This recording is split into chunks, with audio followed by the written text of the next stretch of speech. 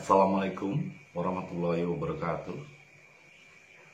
Ketemu lagi dengan saya Herman Jambe. Kali ini saya akan membahas tentang dosa itu ketika merasa tahu. Dosa itu ketika merasa tahu. Tapi sebelumnya seperti biasa, yuk mari kita ngopi. Ngobrol perihal iman, ngobrol perihal Islam.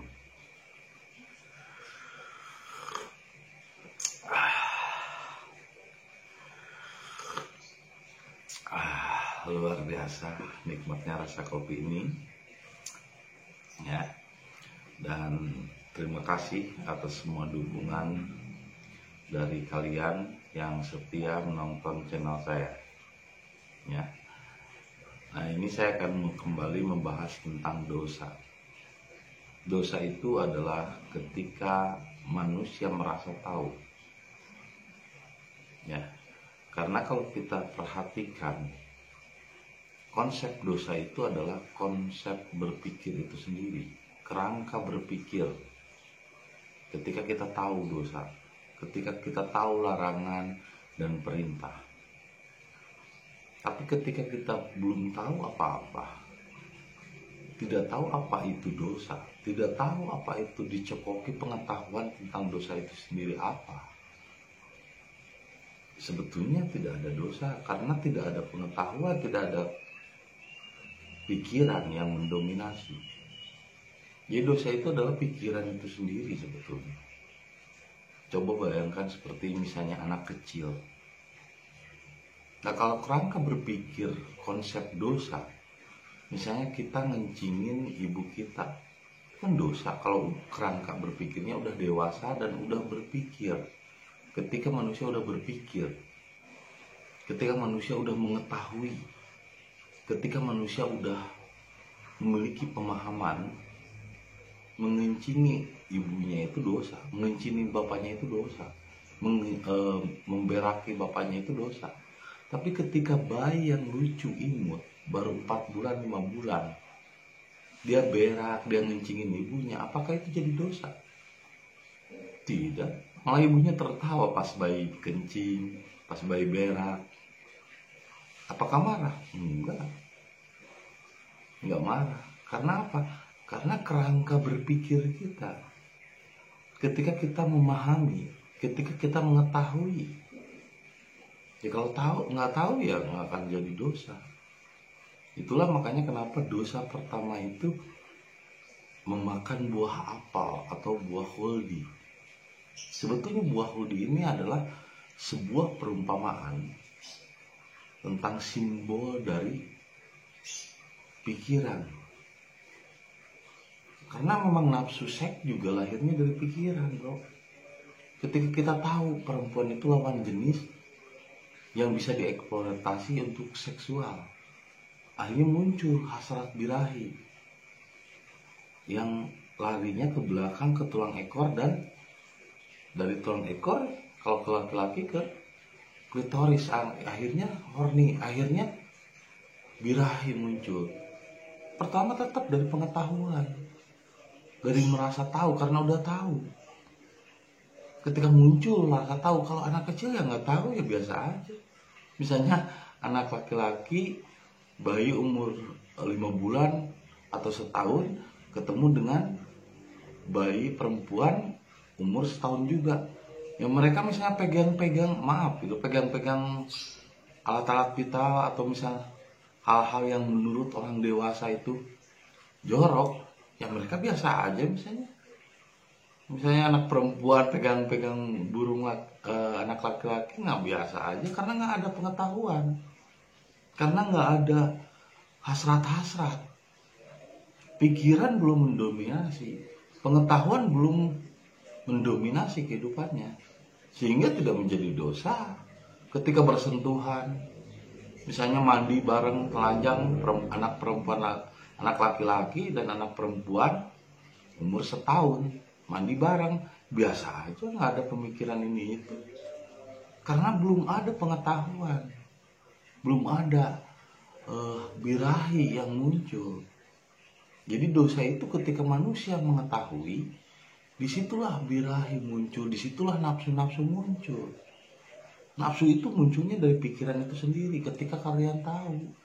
Kalau nggak tahu ya bukan dosa dan tidak dikatakan dosa. Anak kecil misalnya bayi baru 5 bulan mengencingi ibunya nggak dosa, membela ibunya nggak dosa. Kenapa setelah besar mengetahui dia dianggap dosa? Karena tahu. Ya sama ketika saya katakan dosa pertama manusia itu, Adam dan Hawa itu adalah karena seksual. Nah, seksual sendiri dipacu oleh akal, oleh pengetahuan. Ketika manusia tahu, disitulah muncul hasrat dan birahi menguasai dirinya. Sehingga kan dari pikiran yang berpikir ke belakang ke tulang ekor, terus ke klitoris, alat kelamin, disitulah munculnya birahi. Makanya simbolnya itu buah huldi dan ular ke belakang kan, ke bagian belakang, tulang ekor. Dari otak itu nyambung ke tulang ekor yang menyambungkan nafsu birahi. Ini yang disimbolkan dengan apel dan ular, nafsu. Jadi sebetulnya bahkan nafsu itu sendiri dari sini lahirnya.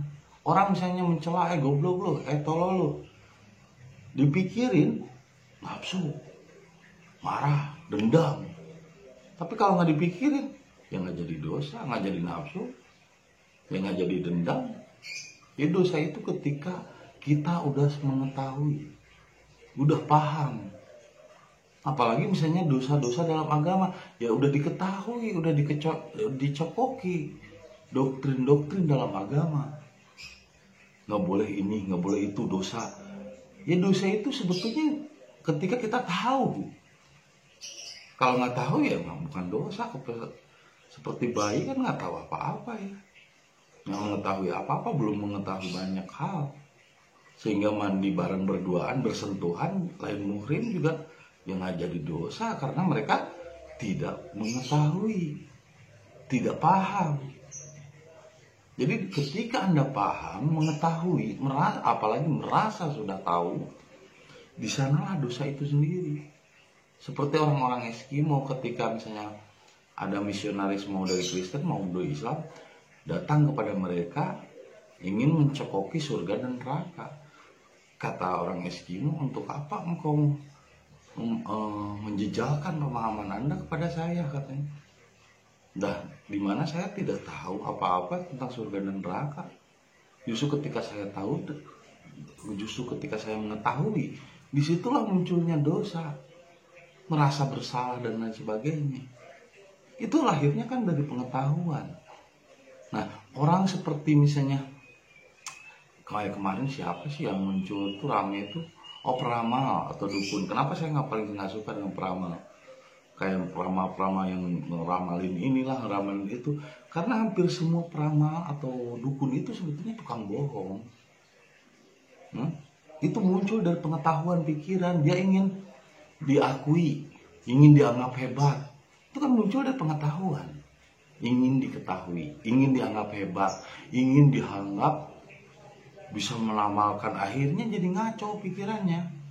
Akulah nikah dengan ular dan lain sebagainya. Itu kan timbulnya dari pikiran, dari merasa tahu, dari ingin tahu, dari ingin merasa hebat, ingin diakui. Itu kan akhirnya semua dari ambisi, akal, pikiran. Dan itu menjadi sakit jiwa, kegilaan, karena orang sudah merasa tahu. Jadi dosa itu datang ketika orang sudah merasa tahu. Kalau kita nggak merasa tahu, ya nggak akan jadi dosa. Sama seperti tentang ketuhanan. Ketika orang udah merasa tahu Tuhan, itu dosa. Akhirnya dia mengkafirkan orang lain, menganggap orang lain sesat, menganggap orang lain salah. Karena dia sudah merasa tahu. Padahal dengan merasa tahu itu adalah dosa bagi dirinya. Yang akhirnya mengkafirkan orang lain, menganggap orang lain salah. Nah, kalau kita merasa tidak tahu, ya kita tidak akan jadi dosa dan tidak akan marah ketika ada orang lain berpendapat berbeda dengan pemahaman kita. Nah, makanya ketika Arna ditanya, kamu tahu Allah? Kalau dikatakan tahu, saya nggak tahu.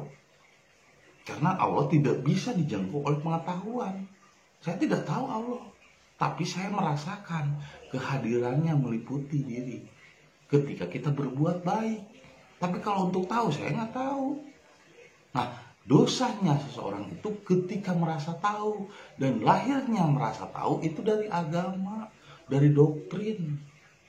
Nah, kalau nggak ada doktrin ya nggak ada dosa lah, nggak ada merasa tahu kok. Nah, ketika merasa tahu, disitulah dosa lahir. Jadi dosa lahir adalah ketika manusia merasa tahu. Dari sana akhirnya dia merasa benar. Maka jadilah orang yang benar dalam merasa, bukan merasa benar.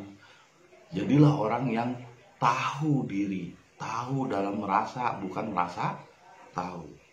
Itu saja yang bisa saya sampaikan malam ini. Meskipun singkat, semoga menjadi inspirasi dan hidayah bagi kita semua. Terima kasih atas kesetiaan yang menonton video saya, dan saksikan video-video berikutnya. Assalamualaikum warahmatullahi wabarakatuh. Jangan lupa kopi ketika otak perlu inspirasi.